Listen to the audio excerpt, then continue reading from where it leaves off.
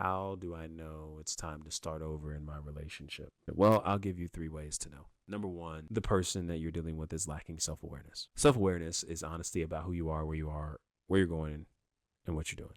Shout out to Dr. Zeb. Phenomenal definition. I carry it to this day. When this person is lacking self-awareness, this person is not willing to be honest about who they are, where they are. They're not willing to be honest about their behaviors, the impact of their behaviors, and willing to want to make a difference for the benefit of the connection and relationship with others. So there's a lack of self-awareness. Then there is no communication. There is no communication. This person is not communicating to you what the plan is. What do things, next steps look like to really help us get on the other side of this? They're not really inviting you in to really help you understand more of where they are, you are, and then what's the common ground to help us really get some things going in an applicable manner.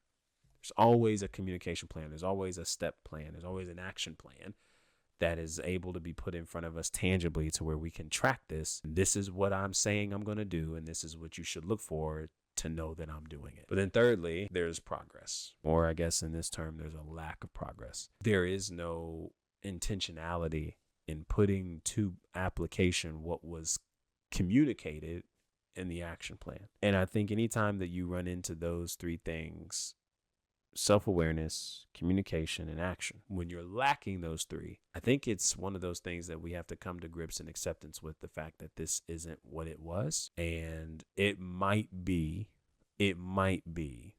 time to really start rethinking on what this really is. And I think the same thing goes, and I will say this, just as much as we look at that and say, okay, those are signs to start over, I think you use those same things to determine if this is something that is worth staying. You know, this person is choosing to be self-aware and honest about who they are, where they are.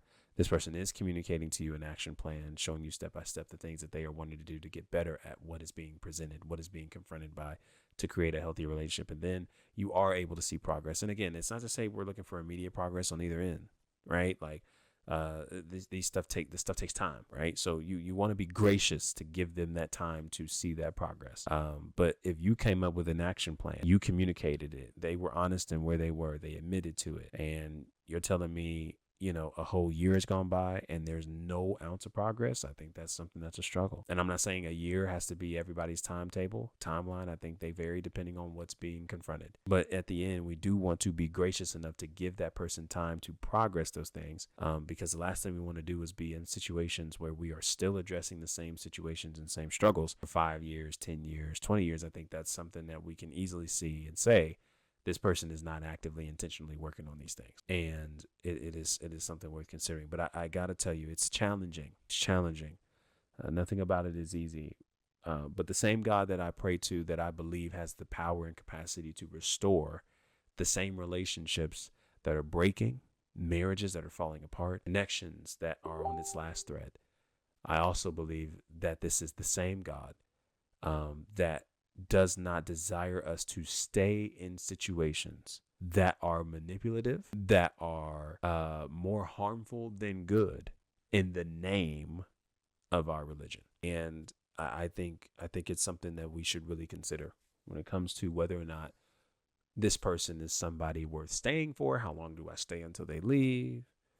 All those things I think can be answered in those 3 areas.